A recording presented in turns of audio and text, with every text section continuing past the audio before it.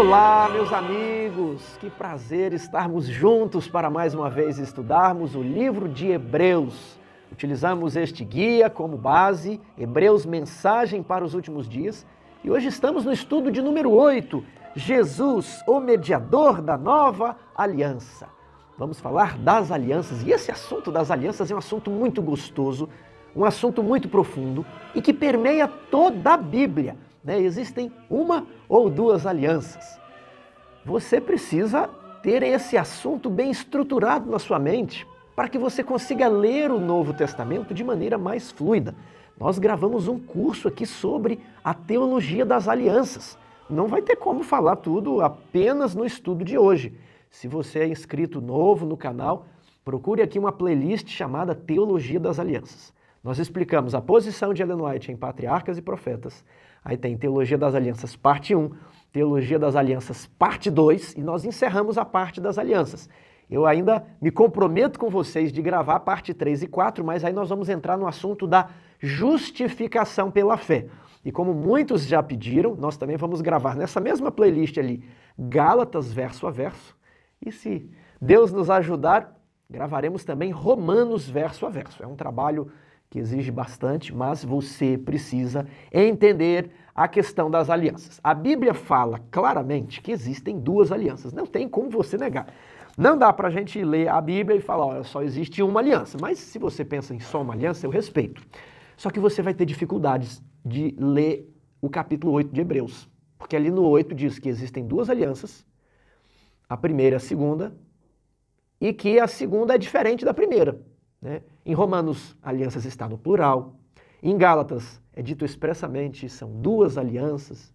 Em 2 Coríntios, capítulo 3, nós também temos a antiga e a nova aliança. Então, todo o Novo Testamento, ele trabalha essa ideia. Se você entende mal o que foi a antiga aliança, aí parece que os textos de Paulo não fazem sentido. Então, eu estou aqui quase que suplicando, implorando, vai lá, assista o curso sobre as alianças é gratuito, é uma playlist, está aqui no canal. E se você está gostando do canal, já assistiu 1, 2, 3 vídeos, inscreva-se, dê o seu comentário, aperte lá o botão de gostei, tudo bem? Vamos aqui, Jesus, o mediador da nova aliança. Qual a necessidade de uma nova aliança? Por que uma velha aliança já não suprir? E aqui começam as nossas explicações. Existe apenas um meio de salvação, e é pela graça. Existe apenas uma única aliança da graça, uma única aliança que salva, ok? Essa aliança foi firmada primeiramente com o homem logo após o pecado, Adão e Eva.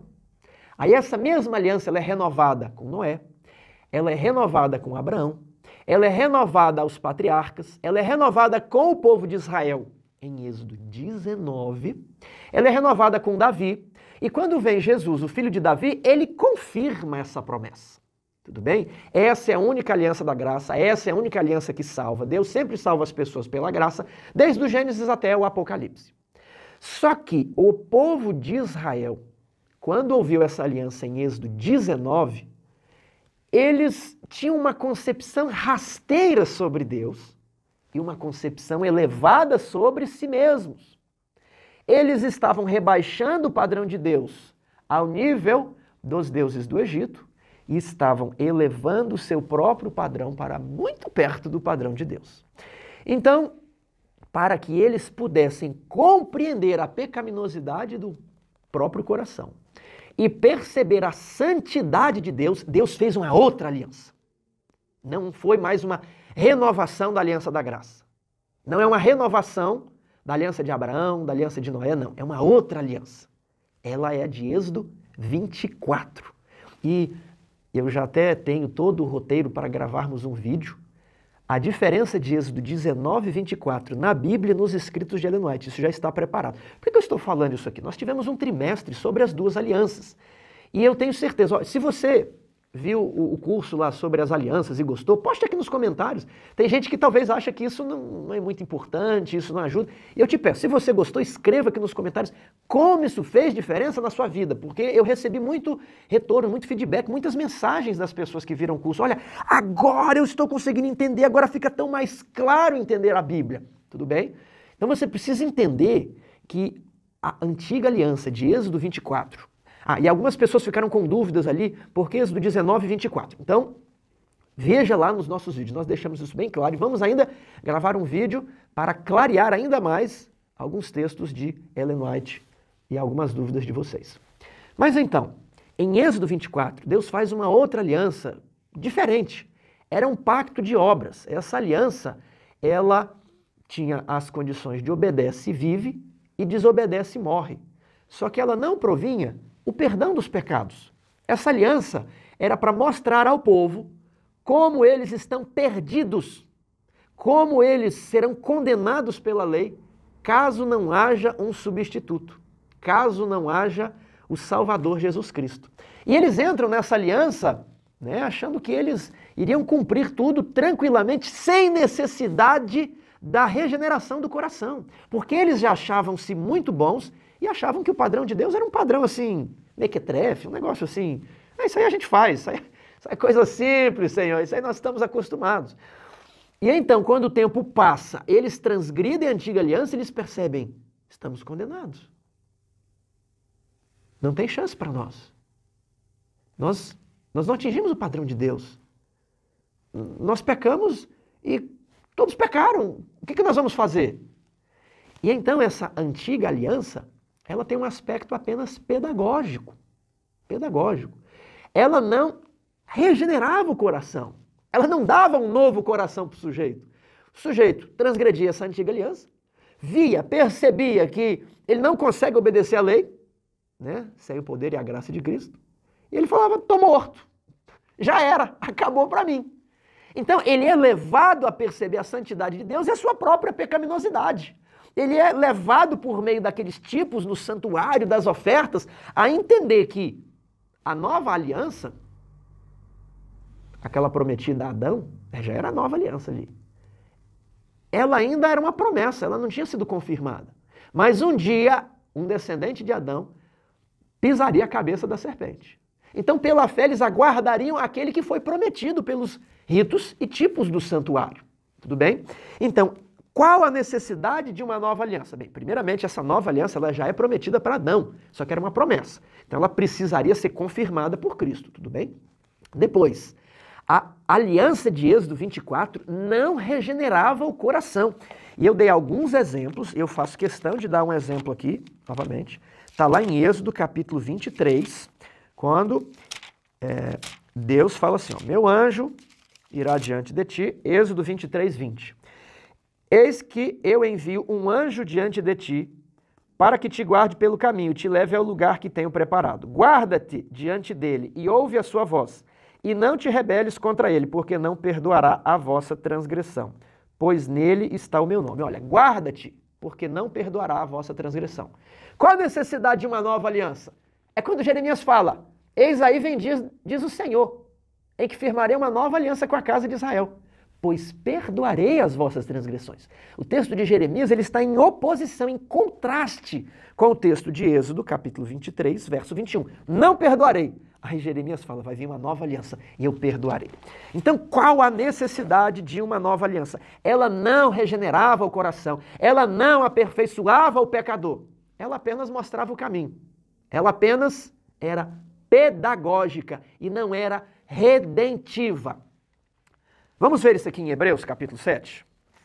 Hebreus, capítulo 7. Ele vai inaugurar uma série de comparações entre o sistema antigo e o sistema novo. Hebreus, capítulo 7. O sacerdote, Arão, o sacerdote Melquisedeque. Hebreus 8. A antiga aliança e a nova aliança. Hebreus 9. O santuário terrestre e o santuário celestial. Então, ele está comparando os dois sistemas. O sistema estabelecido em Êxodo 24 e o sistema prometido em Jeremias 31. Então, há uma progressão lógica do raciocínio que vai concluir no capítulo 10. Isso aqui é a beleza do livro de Hebreus, isso aqui é o núcleo, é o coração do livro. Por que ele está escrevendo isso aqui para os hebreus? Isso aqui eram cristãos que nasceram no judaísmo e se converteram, que estavam muito acostumados com os serviços do templo, que estavam muito acostumados a oferecerem ofertas. Eles, durante a vida, os pais, os avós, os votos, aquilo ali, parece que a religião não podia existir sem aquilo ali. Então ele está explicando que existe uma nova aliança e de que todo aquele sistema antigo passou. Capítulo 7, sacerdócio araônico passou. Capítulo 8, a antiga aliança caducou, passou, foi abolida, substituída. Capítulo 9, o sistema do santuário terrestre, ele era apenas uma sombra. Capítulo 10, remove o primeiro, estabelece o segundo. Isso aqui é o núcleo. É por isso que o livro de Hebreus está sendo escrito para levar aqueles cristãos judeus para uma compreensão superior do Evangelho, para mostrar a mudança profunda que Cristo estabeleceu, onde há uma transição da antiga dispensação judaica para a nova dispensação cristã. Então aqui, Hebreus 7, verso 18. Portanto, por um lado se revoga a anterior ordenança, por causa de sua fraqueza e inutilidade. Por que ela era fraca e inútil? Ela era inútil porque não aperfeiçoava o pecador. Era fraca porque não perdoava os pecados. Ou seja, para que vamos continuar com uma ferramenta que não conserta o objeto? Para que continuarmos com uma aliança, com um sistema de sacerdócio araônico que não é capaz de dar um novo coração? O pecador estará só condenado. Para que continuar com isso? Se revoga a anterior ordenança por causa de sua fraqueza e inutilidade. Pois a lei nunca aperfeiçoou coisa alguma. Não aperfeiçoava, não perdoava os pecados. E por outro lado se introduz esperança superior pela qual nos chegamos a Deus. Então qual a necessidade de uma nova aliança? Propiciar um meio de restaurar o pecador, de perdoar os seus pecados e regenerar a sua mente para habilitá-lo a guardar essa aliança, habilitá-lo a preencher as condições propostas por Deus, habilitá-lo a cumprir os 10 mandamentos. Uma nova aliança que pudesse justificar o pecador. Tudo bem? Segunda-feira. Aliás, algumas pessoas, e a gente explica isso muito bem lá. Gente, a gente leu o Patriarcas e Profetas comentando verso a verso, parágrafo a parágrafo ali, e essa explicação toda está muito bem delineada em um vídeo chamado Ellen White e as Duas Alianças, né? Mas algumas pessoas têm um pensamento errado. Qual o pensamento? Que quando fala nova aliança é só de Jesus para frente. E quando fala velha aliança é de Jesus para trás. Ou seja, todo o Antigo Testamento é a velha aliança e ali as pessoas se salvavam pelas obras. Mas quando vem Jesus, elas se salvam pela graça. Aí elas usam, né?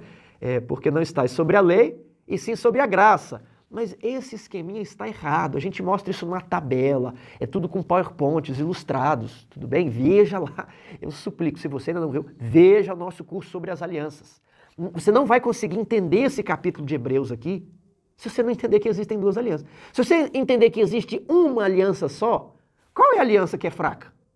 Qual é a superior? Só existe uma. Você entende que aí você transtorna o fluxo do texto, aí você vai ter que espiritualizar. E se você pode espiritualizar aqui, por que você não pode espiritualizar o sábado? Porque você também não pode espiritualizar o estado dos mortos? Porque você não pode espiritualizar a volta de Jesus? Se aqui diz duas e você espiritualiza, né? O que eu quero dizer, por isso que nós estamos gravando Hebreus verso a verso, porque nós vamos fazer um raciocínio com você verso a verso. Você vai ver que não tem para onde fugir, são duas alianças. Porque a gente vai ao raciocínio do capítulo 7, 8 e 9. É todo o contexto. Às vezes a pessoa pode ler aqui, é só um versinho, né? Obteve com efeito Jesus ministério mais excelente, tanto que ele é mediador de superior aliança. Não existe superior, tudo é...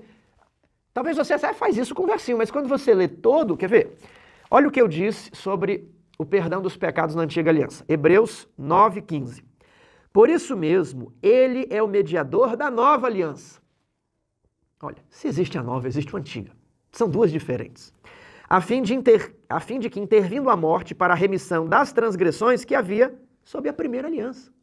Então, a primeira aliança não provinha o perdão de pecados. Quando Jesus morre, é para perdoar os pecados que haviam sob a primeira aliança. Se os judeus que quisessem se salvar, eles tinham que se conectar com a nova aliança. Ah, Tiago, na aliança lá do Sinai não tinha perdão, então eles nunca se salvaram. E outros concluem, eles se salvaram pelas obras? Não, de maneira alguma. Era só se voltar para a nova aliança que existe desde Adão, ok? Então, olha, por isso mesmo ele é mediador da nova aliança, a fim de que, intervindo a morte para a remissão das transgressões que havia sob a primeira aliança, recebam a promessa da eterna herança, aqueles que têm sido chamados. Muito claro. Isso aqui já responde parte da nossa lição de segunda, nova e renovada. Compare Hebreus 8, 10 e 12. com Deuteronômio 6 e Jeremias 31. Qual a natureza da nova aliança? Ele aqui está pregando para pessoas de origem judaica. Então ele vai pegar a Bíblia hebraica e vai falar, olha, na Bíblia de vocês fala de duas alianças. A Bíblia de vocês fala de um outro santuário. A Bíblia de vocês fala de um outro sacerdote. Essa religião judaica de tipos e sombras, ela passou. Vocês não podem ficar tão apegados.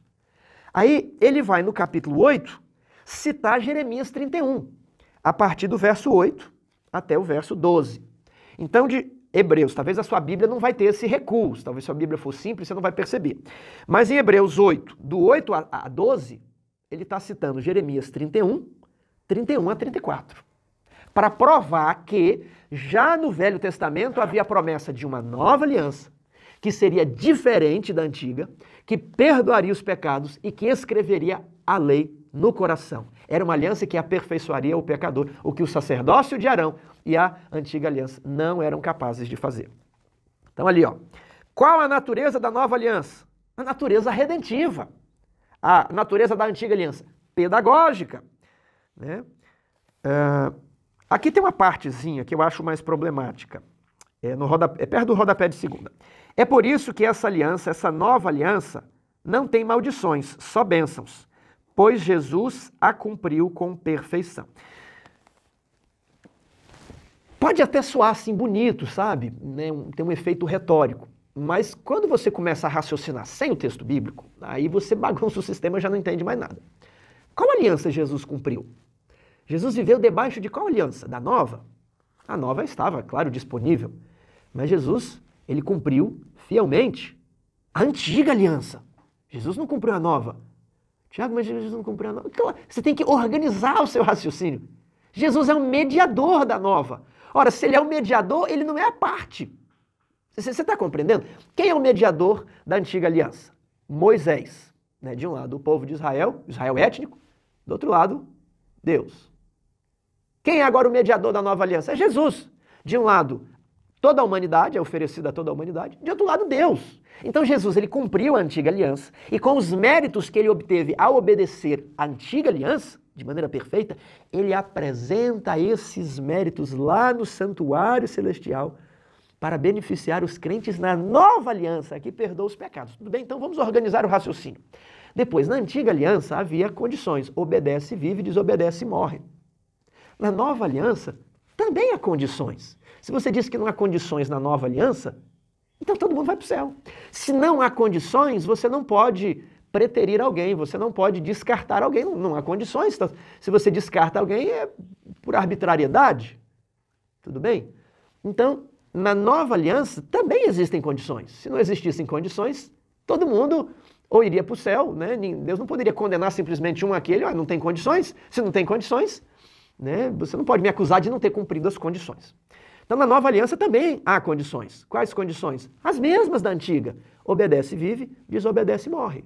Tá, Tiago, qual que é a diferença da nova aliança?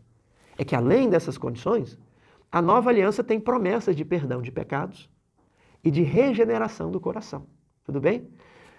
Uma prova que há condições na nova aliança é lá nas 3 mensagens angélicas.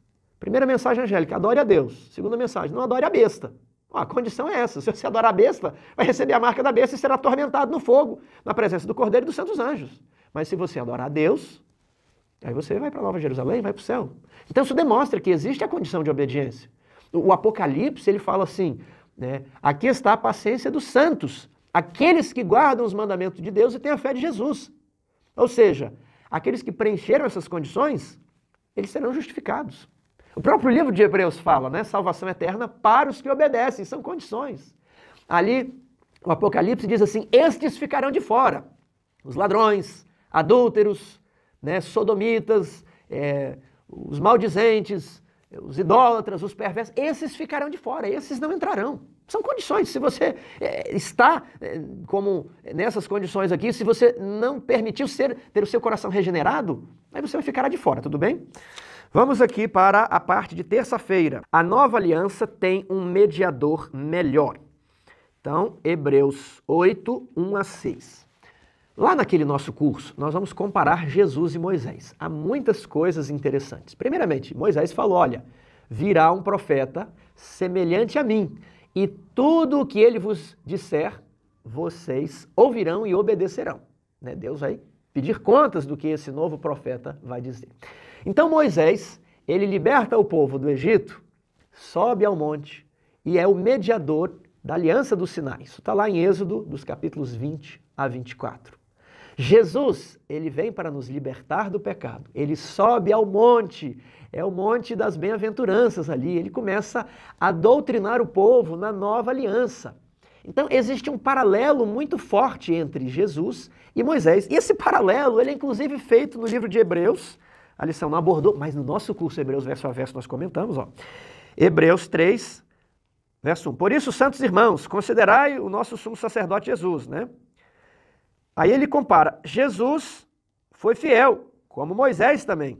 Só que Jesus é digno de maior glória do que Moisés. Então ele começa, a Bíblia compara Jesus e Moisés. Moisés ele é o mediador da antiga aliança e Jesus é o mediador da nova aliança. Aí ele pediu para ler aqui Hebreus 8. Ora, o essencial das coisas que temos dito é que possuímos tal sumo sacerdote, que se assentou à destra da majestade nos céus, como ministro do santuário e do verdadeiro tabernáculo que o Senhor erigiu, não o homem. Verso 4. Ora, se ele estivesse na terra, nem mesmo sacerdote seria, visto existirem aqueles que oferecem os dons segundo a lei, os quais ministram em figura e sombra das coisas celestes, assim como foi Moisés divinamente instruído quando estava para construir o tabernáculo. Então ele já começa a dizer que Jesus está à destra de Deus no verdadeiro tabernáculo, do qual aquele que Moisés construiu, e onde Moisés oferecia os dons e sacrifícios, Moisés era levita, né? Ele era apenas uma sombra. Vês que faça todas as coisas de acordo com o modelo que te foi mostrado no céu. Então, ninguém vai dizer que existe só um santuário, né? Essa eu ainda não ouvi. Não, aqui a Bíblia fala de 2 santuários, mas só existe um. Ora, existe um santuário no céu e existe um santuário na terra. O da terra, ele é cópia do santuário celestial. Verso 6. Agora, pois, com efeito, obteve Jesus ministério tanto mais excelente que o de Moisés. Isso já está comparado ali no capítulo 3. Quanto é Jesus mediador de superior aliança. Superior aliança em relação a quê? Superior aliança em relação à antiga aliança, a aliança de Moisés. Essa é a comparação. Com base em superiores promessas. A aliança da qual Jesus é mediador tem a promessa de perdão de pecados e regeneração do coração. A aliança da qual Moisés era o mediador não possuía essas promessas. Tudo bem? Então a nova aliança tem um mediador melhor e é instituída com base em superiores promessas. Quarta-feira, a nova aliança tem superiores promessas, né? Já começamos a responder. Compare Êxodo 24 e Hebreus 10, 5 a 10. Quais são as semelhanças e diferenças entre essas duas promessas? Vamos aqui construir uma tabelinha. As duas alianças possuem os 10 mandamentos. Verdadeiro ou falso? Verdadeiro. As duas alianças possuíam lei. A antiga aliança, ela é conhecida como a lei de Moisés e a nova aliança é conhecida também como a lei de Deus. Além dos 10 mandamentos, ela possuía outras instruções, tudo bem? Lei de Moisés está relacionada à antiga aliança e lei de Cristo está relacionada à nova aliança. Isso é texto bíblico. Lei de Moisés você já conhece. Lei de Cristo está lá em Gálatas, capítulo 6, verso 2. Está expressamente lei de Cristo. Agora você não está mais debaixo da lei de Moisés. Mas não quer dizer que não está debaixo de lei nenhuma. É a lei de Cristo. Muitos evangélicos falam, a lei de Moisés foi abolida, e foi mesmo, mas a lei de Cristo não, tudo bem? Aí você mostra facilmente, você já mostra Gálatas 6:2, acabou, você já tem o seu bom argumento ali, né? Ambas possuíam mediadores, Moisés na antiga aliança, Jesus na nova aliança. Ambas foram escritas, mas a lei de Moisés foi escrita em um livro, a antiga aliança foi escrita em um livro. E a lei de Cristo é para ser escrita no coração, é uma maneira de escrever diferente, tudo bem?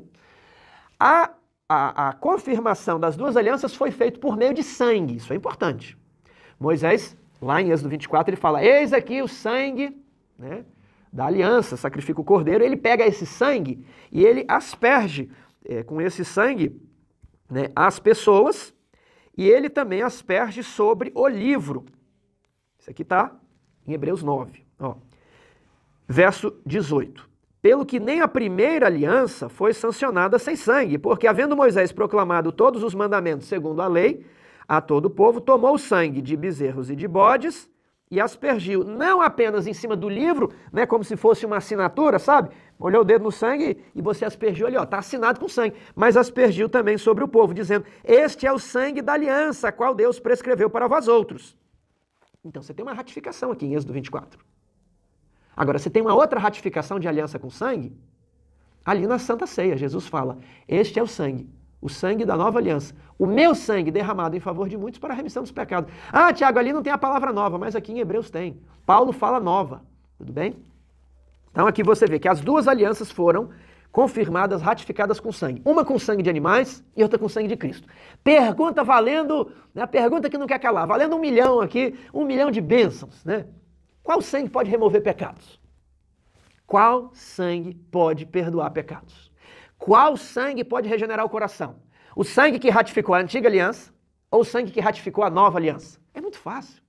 O sangue de touros e bodes jamais pode remover pecados. É isso que está em Hebreus, capítulo 10. Ó, Hebreus 10, verso 3.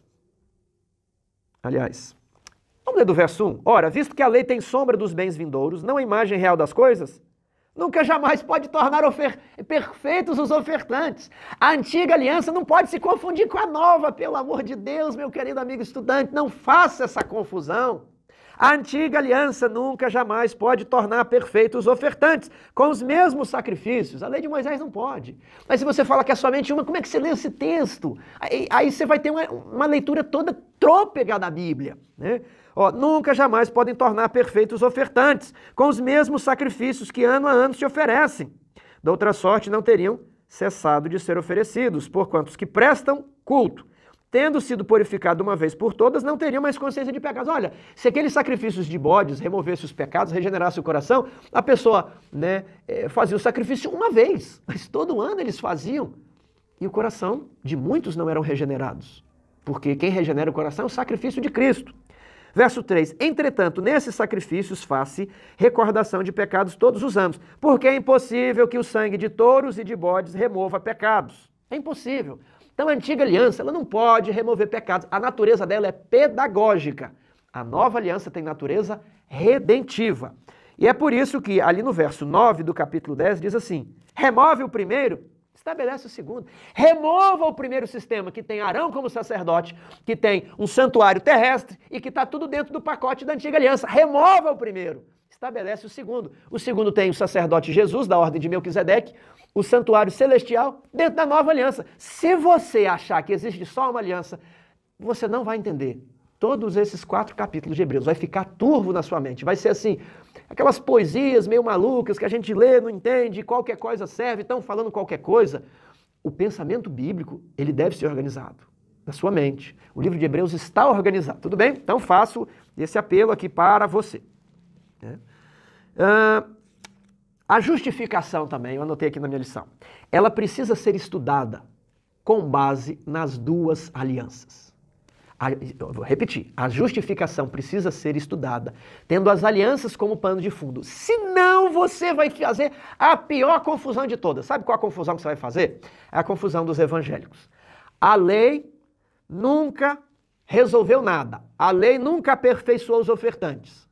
Conclusão, não precisamos da lei. Estamos vivendo sobre a graça, não precisamos guardar a lei, né? Precisamos guardar o sábado. E vocês adventistas que guardam o sábado, vocês estão, né, na antiga aliança ainda. A nova aliança não tem lei. Não tem condições na nova aliança, né? Ninguém precisa guardar nada. É mais ou menos esse o pensamento evangélico. Então, o que eu digo para você?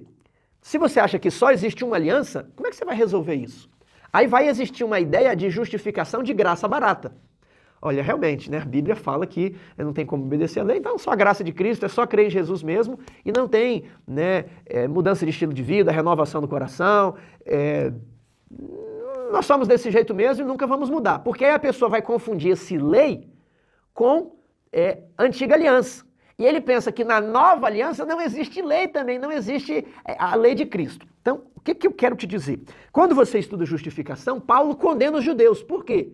Não é porque eles queriam obedecer os 10 mandamentos. É porque eles estavam presos a um sistema que não perdoava pecados.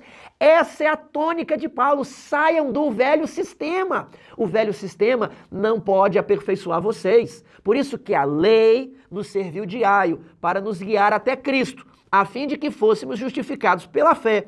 E uma vez sendo justificados pela fé, já não permanecemos subordinados ao aio. Interpretação evangélica. Uma vez que Jesus veio, não precisamos mais guardar a lei, porque estão pensando em uma aliança. Interpretação correta, interpretação bíblica. Isso aqui é da Igreja Adventista desde lá dos seus pioneiros, Patriarcas e Profetas, livro Estudos Bíblicos, livro Princípios de Vida, que eu vou até colocar aqui na tela, que eu devia ter trazido para mostrar para vocês, né? Mas está tudo lá no nosso curso. Quando Paulo fala assim, que o aio nos levou até Cristo, é esse sistema aqui com a antiga aliança. Não permanecemos mais nesse sistema, porque ele já não pode regenerar o nosso coração. Permanecemos no novo sistema. Agora, no novo sistema também tem 10 mandamentos, ok?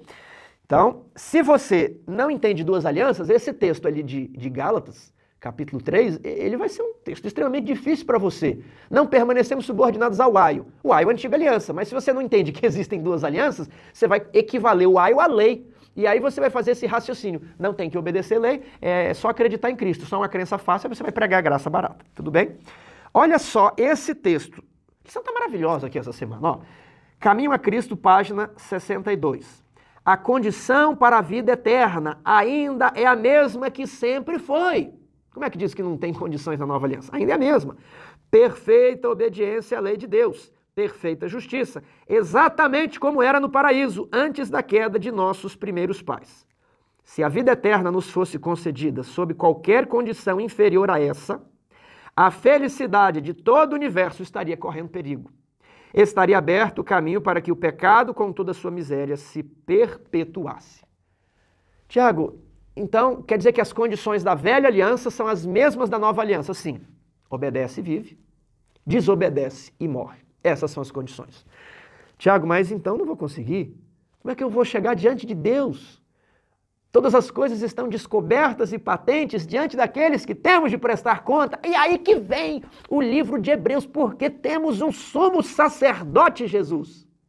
E esse sumo sacerdote, considerai atentamente o apóstolo e sumo sacerdote da nossa confissão. Aí vem aqui o capítulo 8 de Hebreus, verso 1. Ora, o essencial de todas as coisas que temos dito é que possuímos tal sumo sacerdote. É o tema do livro de Hebreus. As condições das alianças são as mesmas, mas na nova aliança, o sumo sacerdote vai perdoar o seu pecado e mudar o seu coração. Não fique falando que a nova aliança só tem perdão de pecados. Esse é um erro evangélico. Mas muitos evangélicos acertam também, tudo bem? Tem muita gente pregando santificação aí na internet numa visão correta, tudo bem? Então não estamos depreciando ninguém, mas existe uma grande parcela evangélica e protestante que não coloca a santificação junto da justificação. Eles colocam como algo que não é necessário, né? Se você faz bem, se não faz, não tem problema, né? O negócio é só crer em Deus. Isso está errado, tudo bem? Então, o que é essa regeneração do coração? E a gente aqui entra na parte de quinta-feira. Imagine uma pessoa que tem vícios sexuais, masturbação, pornografia, adultério. E aí ele fala, ele é viciado, ele tem uma tendência, ele nasceu com essa tendência. E aí ele chega aqui, olha, mas Jesus, ele é o seu sumo sacerdote, ele perdoa o seu pecado. Essa mensagem está correta, mas ela é incompleta. Porque a pessoa, amém, que Jesus perdoa o meu pecado. Aí vai para casa, fica 1, 2 semanas livre e adultera de novo. Estragou a família dele, estragou o casamento, ele fica triste, ele sente que ele não vale nada. A pessoa no vício da masturbação, ele vence aquilo por uns dias e depois ele cai de novo, aí depois vence e depois cai de novo. Aí ele vai chegar diante de Deus, me perdoa, Senhor. Aí ele cai de novo, aí me perdoa, Senhor, aí ele cai de novo. Você está entendendo? Qual é a felicidade dessa pessoa? A pessoa que nasceu com a tendência de trair a esposa. Isso é uma desgraça aquela vida. A esposa vai parar de acreditar que ele se arrependeu, porque ele sempre pede perdão e cai de novo. O que Jesus quer fazer na nova aliança não é só perdoar o pecado. Ele quer perdoar o pecado. Professores, falem isso na classe. Isso aqui é o suprassumo da lição. Porque as pessoas da sua classe têm pecados. As pessoas da sua classe têm os mais diversos tipos de vício, desde o vício do celular ao vício em outras coisas que trazem infelicidade para a nossa família. Fazem na classe, Jesus ele quer perdoar o seu pecado, ele é o nosso sumo sacerdote. Mas não é só isso, ele quer te livrar do poder do pecado. Mateus 1:21. Jesus nasceu para nos salvar dos nossos pecados. A preposição é dos e não nos nossos pecados. Há uma diferença. Ele quer te perdoar o vício do adultério, mas ele vai te capacitar para você não mais adulterar. Ele quer te livrar do vício do jogo, do vício da bebida, para você não mais beber. Agora eu quero adentrar em aspectos menos perceptíveis do caráter. Ele quer te livrar da impaciência, dona de casa, mãe de filhos. Ele quer te livrar da impaciência, empresário, você que tem o sangue quente.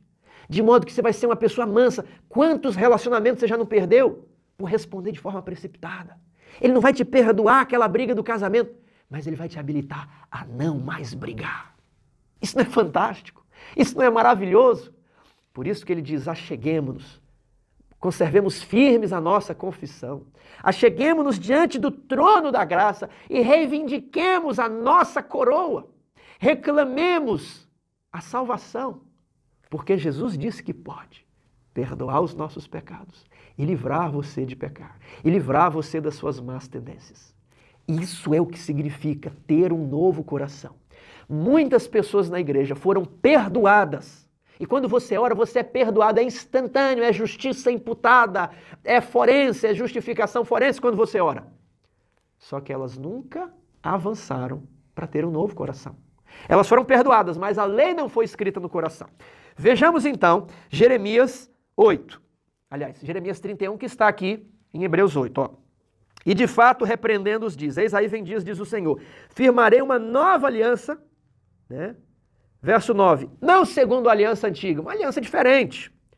Verso 10, porque esta aliança que firmarei com a casa de Israel depois daqueles dias, diz o Senhor, nas suas mentes imprimirei as minhas leis. Né? Agora, verso 12, pois para com as suas iniquidades usarei de misericórdia e dos seus pecados jamais me lembrarei. As duas coisas, as duas novidades que aparecem aqui na nova aliança é justamente o que diferencia a nova da antiga, tudo bem? Agora, Ezequiel 36. Dar-vos-ei coração novo e porei dentro de vós espírito novo. Tirarei de vós o coração de pedra e vos darei um coração de carne. Meu querido amigo professor de escola sabatina, pregador, ancião, pastor, vamos enfatizar a ideia da regeneração, a ideia do coração novo. Às vezes, prega-se muito sobre o perdão dos pecados e está correto. Mas às vezes as pessoas ficam com a impressão de que não existe nada mais além disso. Agora, a mensagem completa, o evangelho eterno é fé e obras. Dar-vos-ei um coração novo. Vamos pregar na igreja que Deus pode escrever a lei em nosso coração. Vamos pregar na igreja que podemos vencer as nossas tendências herdadas, que nascemos com elas, e as cultivadas, que nós acabamos desenvolvendo ao longo da vida. Tudo bem? Tendências herdadas ou cultivadas, não importa. Não importa se você nasceu homossexual ou se aprendeu depois, não importa. Jesus pode nos livrar das tendências herdadas ou cultivadas. Ele nos prometeu um novo coração. Dar-vos-ei um novo coração, e porei dentro de vós o espírito novo. Tirarei de vós o coração de pedra, e vos darei um coração de carne. Você crê nisso? Diga, eu creio, Senhor, dá-me o Espírito Santo, dá-me o batismo do Espírito Santo, encha-me com o Espírito Santo, eu creio. Porei dentro de vós o meu Espírito, e farei que andeis nos meus estatutos, guardeis os meus juízos, e os observeis. O povo de Israel recebeu a promessa, habitareis na terra, mas você recebe a promessa, habitarás na Nova Jerusalém. Você pode guardar a lei de Deus, porque a boca do Senhor o disse. Você pode ser irrepreensível, porque o Novo Testamento fala sobre isso. Você pode ser irrepreensível no meio de uma geração pervertida e corrupta. Você deve andar santo em todo o seu procedimento. Você deve andar sem mancha, sem culpa. E Judas 24 diz que ele pode nos livrar de tropeços. Ele pode nos dar um novo coração. É isso aqui que a lição está enfatizando. Essa promessa não simplesmente garantiria a todos o acesso à lei e ao conhecimento dela, mas também promoveria uma mudança no coração da nação. Esse é o grande erro do mundo moderno, que promete o céu por meio de um ritual e de um sacramento, ou promete o céu apenas por meio de uma crença na Trindade, uma crença em Jesus, uma crença que ele é o sumo sacerdote. Enquanto não incentiva, enquanto não enfatiza, enquanto não demonstra ser uma condição, está em Hebreus 5:9, a mudança do coração. Jeremias não anunciou uma mudança na lei apenas, mas uma mudança no coração das pessoas. Eu quero ler com você aqui Colossenses capítulo 3, verso 5. Todas as vezes que a pessoa disse assim, mas eu nasci assim, eu sou assim, nós somos maus mesmos, né? Veja o que a Bíblia diz. Colossenses 3, 5. Fazei, pois, morrer a vossa natureza terrena. Prostituição, impureza, paixão lasciva, desejo maligno e avareza, que é idolatria. Por estas coisas vem a ira de Deus sobre os filhos da desobediência. Você quer ser um filho da desobediência? Ou você quer ser um filho da obediência? Salvação eterna é para aqueles que obedecem, Hebreus 5:9. Agora eu quero ler aqui um trechinho da parte de sexta-feira que diz assim: quanto mais perto você estiver de Jesus, mais cheio de faltas sentirá seus próprios olhos. Por quê? Porque o seu discernimento espiritual, ele ficou mais afiado. Você percebe mais coisas, e quanto mais você percebe, você vê que mais você precisa avançar, mais você precisa se tornar semelhante a Jesus. Quanto mais próximos de Cristo, mais nós nos sentimos dessemelhantes a Ele. Agora não quer dizer que é para parar. Então eu não vou conseguir, não. O aperfeiçoamento cristão, ele começa agora, mas ele vai por toda a eternidade, ele não tem fim. Essa que é a diferença da perfeição grega, ela tem um limite, você chega ali pronto, é pronto e acabou. Não. Todos os crentes começam seu aperfeiçoamento agora. Vão viver em obediência a toda a luz que possuem, daqui até a eternidade. Esse é o alvo, ok? Olha ali. Quem não reconhece a própria pecaminosidade não consegue desenvolver um amor mais profundo por Jesus. A pessoa que é transformada pela graça de Cristo passará a admirar seu caráter divino, mas o fato de não enxergar a própria deformidade moral é inequívoca evidência de que não temos uma visão da beleza e da excelência de Cristo. Então, vamos caminhar para o alvo, tendo o nosso mediador, né, o soberano, o autor da nossa salvação, como alvo, e nós vamos caminhar. Meu querido amigo, eu sou um milagre da graça de Deus. Aqueles que estudaram comigo no ensino médio, aqueles que me conheceram na universidade, sabem que eu não deveria estar aqui. Eu não deveria estar passando a lição, ensinando a Bíblia, porque o meu coração era mal, perverso, no sentido de que eu sempre estava falando coisas imundas, falando palavrões, participando da roda dos escarnecedores, desejos malignos, desde de manhã até pela noite. Mas a graça de Cristo tem operado no meu coração. Longe de mim dizer que sou perfeito, estou sem pecado, nada disso. Mas eu reconheço que houve um progresso na minha vida espiritual. E também pode haver na sua. Estou falando isso porque muitas pessoas com as quais já entreti conversa acham que não é possível. Elas ficam desanimadas e pensam, eu não vou conseguir alcançar o que Cristo espera de mim. Meu querido amigo, todas as provisões foram tomadas a fim de que você pudesse ser aperfeiçoado. Se houvesse algo que o homem precisasse, se o homem falasse, Senhor, mas e isso? Né? Olha, eu preciso de alguma coisinha a mais. Deus iria dar de ombros. Deus não teria nada mais para oferecer. Porque em Jesus Cristo ele ofereceu tudo.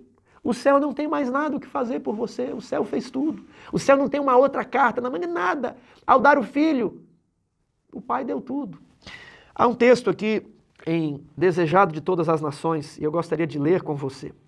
Toda a verdadeira obediência vem do coração. Deste procedia também a de Cristo.